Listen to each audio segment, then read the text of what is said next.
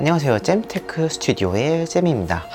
많은 분들이 이 코로나 시대를 맞이하면서 저에게 질문하는 것 중 하나가 유튜브 하려면 어떤 카메라를 사용해야 돼? 라고 많이 물어보십니다. 아무래도 비대면이 활성화된 만큼 이렇게 동영상이나 유튜브를 통해서 여러 가지를 활용하시려고 목적을 가지고 준비하시는 분들이 많기 때문이라고 생각이 드는데요. 그래서 오늘은 제가 지금 사용하고 있는 이 알파 6400 미러리스 카메라와 더불어서 제가 사용하고 있는 아이폰 11 프로 동영상 기능을 두 개를 활용해서 여러분들에게 한번 잠깐 비교하면서 설명해 드리는 시간을 가지려고 합니다. 요즘 출시된 스마트폰들은 굉장히 뛰어난 화질을 보여주고 있습니다. 제가 몇몇 영상을 통해서 여러분들에게 소개를 해 드렸듯이 굉장히 탁월한 기능들을 많이 보여줬는데요. 혹시나 이 아이폰 11 또는 스마트폰들의 동영상 그 화질이 기능이 얼마나 좋은지 궁금하신 분들은 제가 이 위에 링크 걸어줄 테니까 링크 한번 보시고 보신다면은 더 도움이 되지 않을까 생각이 듭니다. 본격적인 비교에 앞서서 여러분들에게 몇 가지 참고사항들을 말씀드리겠습니다. 첫 번째로는 미러리스 카메라 같은 경우에는 이 렌즈에 따라 화질이 충분히 변할 수 있습니다. 그렇기 때문에 이거는 제가 현재 사용하고 있는 1805라는 렌즈에 한해서 보여주는 화질인 점 여러분들이 참고하시길 바랍니다. 두 번째는 아이폰에서 동영상 촬영은 가장 기본적인 카메라 앱으로 촬영을 했다는 점 참고하시길 바랍니다. 자, 세 번째는 미러리스 같은 경우에는 다양한 기능들을 지원할 수 있습니다. 수동 촬영이 가능하고 S로그도 할 수 있지만 오늘은 다 떠나서 오토 모드로만 촬영을 하도록 하겠습니다. 그래야지 동등한 비교가 될 거라고 생각이 되기 때문에 평상시 영상과는 조금 다른 느낌이 들 수 있습니다. 이 점 참고 부탁드립니다. 그러면은 비교 한번 이제 본격적으로 시작해 보도록 하겠습니다. 첫 번째는 먼저 스펙에 대해서 좀 간단히 알아볼 필요가 있다고 생각이 들었습니다. 아무래도 두 개의 카메라 중에 어떤 게 더 스펙이 좋으냐도 조금 더 집중할 수 있는 부분일 거라고 생각이 들어서 한번 제가 간단하게 한번 찾아왔습니다. 자, 먼저 알파 6400 같은 경우에는 셔터 스피드가 최대 4000분의 1초, 그 다음에 ISO는 102,400, 화소는 2420만 화소, 동영상은 최대 4K 30프레임까지 지원되고 손떨림 방지가 없습니다. 그리고 초점거리는 렌즈에 따라 변동될 수 있지만 지금 제가 사용하고 있는 이 렌즈는 18105이기 때문에 그에 준하는 초점거리를 가지고 있습니다. 그리고 무게는 403g에다가 제 렌즈 무게 427g까지 합해서 약 830g 정도 되는 무게가 되겠습니다. 이 외에도 리얼타임 트래킹이라든지 S로그, 슬로잉 킥, 타임랩스 등 여러 가지 기능들을 탑재하고 있습니다. 자, 이번에 한번 아이폰을 설명해 드리도록 할게요. 아이폰의 셔터 스피드 최대는 모릅니다. 물론 일부 유로 앱을 구매하면은 수동으로 설정되어서 나오긴 하지만 기본 카메라 앱에서는 셔터 스피드가 어디까지 지원되는지 정확히 알 수가 없습니다. 역시 동일하게 ISO도 정확히 알 수는 없고요. 화소는 미러리스의 절반인 1200만원 화소를 가지고 있습니다. 그리고 동영상은 최대 4K 60프레임까지 지원되고 있고요. 손떨림 방지는 듀얼 광학 이미지 보정이라는 기능이 있어서 굉장히 탁월한 기능을 보여주고 있습니다. 자, 초점거리는 기본적인 탑재된 건 13, 26 그리고 52mm가 되겠고요. 자, 무게는 굉장히 가벼운 188g입니다. 그리고 그 외에도 스마트 HDR, 타임랩스 슬로우모션 전문가용 앱 구매 시 수동 조작도 가능하고 로그 촬영, 로우 포맷까지도 미러리스에 준하는 기능들을 지원하고 있습니다 라고 말씀드렸지만 사실상 이렇게 말씀드리면 뭔 차이인지 잘 모르실 수도 있으니까 본격적으로 한번 여러분들에게 영상을 통해서 비교를 해보도록 하겠습니다. 먼저는 이렇게 조명이 충분한 상태에서 비교를 해보도록 하겠습니다. 일단 제 촬영 양 사이드에는 이렇게 조명이 있습니다. 제 손바닥을 보시면은 자, 이렇게 조명이 있다는 걸 어림하실 수 있겠죠.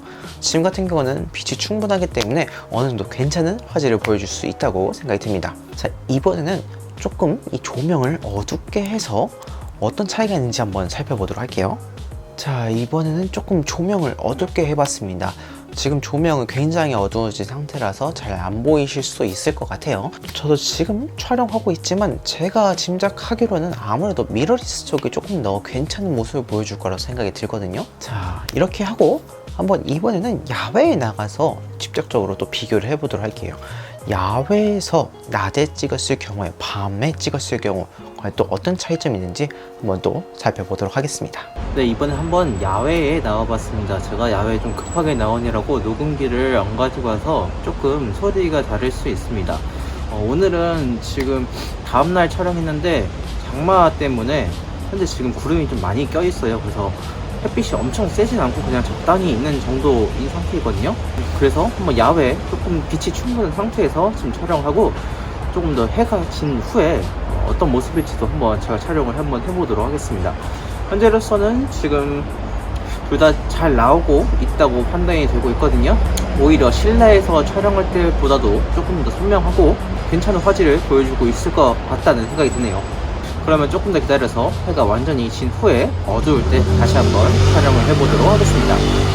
네, 지금은 해가 완전히 진 상태에서 지금 가로등 하나만 비춘 상태로 촬영을 하고 있습니다. 실내에서 촬영했던 것과는 다르게 지금 보여주고 있습니다. 오히려 미러리스 같은 경우 오토 모드를 쓰면도 불구하고 굉장히 밝게 잘 나오고 있고 지금 보니까 ISO만 높여진 상태로 촬영이 되고 있습니다. 그 반면에 이 아이폰 같은 경우에는 스마트 HDR이 제대로 작동하지 않고 있는 것 같아요. 지금 애플워치로 잠깐 보니까 뭐 그렇게 밝게 지금 찍히고 있지는 않은 것 같거든요. 이번에는 완전 가동도 없는 상황에서 한번 촬영을 해보겠습니다. 네, 지금 이렇게 보시면은 가로등을 지금 완전히 없는 곳을 찾기는 조금 어려울 것 같아서 그림자가 진 곳에서 한번 촬영하고 있습니다. 지금 보시면 뒤에가 굉장히 밝게 나오고 있죠. 하지만 제 얼굴은 좀 어둡게 나오고 있는데 생각보다 미러리스가 잘 선방을 해주고 있는 것 같아요. 굉장히 선명하고 잘 나오고 있는데 아이폰이 조금은 부족한 생각이 드는 것 같아요.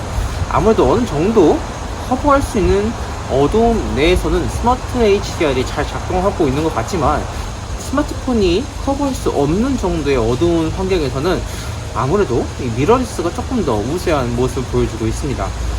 센서의 차이일 수도 있고 최대 ISO 지원의 차이일 수도 있을 것 같은데 실내와 굉장히 다른 모습을 보여주는 게 저는 좀 의외라고 생각이 드네요. 제가 예상했던 것과는 달리 미러리스가 굉장히 잘 나와주고 있습니다. 네, 이렇게 한번 야외에서 그리고 실내에서도 한번 전반적으로 촬영을 해봤는데 제가 생각했던 것과 달리 아이폰이 조금 더 색감적인 부분에서 굉장히 다른 모습을 보여주고 있습니다.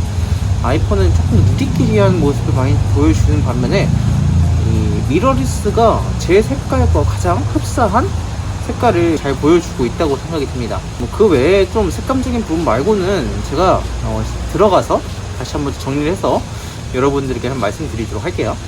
네, 제가 이렇게 한번 쭉 보니까 일단 현실적으로 화질 면에서는 아직까지 아이폰이 미러리스를 이기기엔 조금은 어렵다는 생각이 들었습니다. 제 카메라가 그렇게 고가 제품이 아닌 아마추어 분들이 사용하신 제품인 것을 감안을 한다면은 더 비싼 제품은 확실히 더 좋은 화질을 보여줄 수 있을 거라고 생각이 듭니다. 그래도 이 아이폰이 보여주는 화질은 정말 나쁘지 않다, 충분하다라는 생각이 들 만큼 굉장히 선전하는 모습을 보여줬습니다. 스마트폰들이 카메라에 굉장히 투자하는 보람이 있다라고 생각이 들 정도로 여러 가지 면에서도 부족하지 않다라고 생각이 들었고요. 특별히 4K 60프레임의 이 흔들림 보정이 정말 완벽하다는 점을 생각한다면은 어떻게 보면은 이 미러리스보다도 또 강한 모습을 보여줄 때도 있을 수 있는 아주 훌륭한 카메라가 될 거라고 생각이 듭니다. 그 다음에 또 주목하실 부분은 바로 이 무게가 되겠습니다. 아무래도 미러리스는 바디와 렌즈 무게를 합쳐지기 때문에 다소 무거운 무게를 보유해 하는 반면에 이 아이폰 같은 경우는 굉장히 가볍고 휴대하기도 편리하다는 아주 큰 장점이 있습니다. 스마트폰으로 촬영을 한다면은 무게를, 휴대성을 전혀 고려할 필요 없이 굉장히 손쉽게 사용할 수 있게 되겠고요. 반면 이 미러리스를 사용한다면 조금 더 신경 써야 되는 부분들이 생길 수도 있습니다. 관리하는 부분 역시 동일합니다.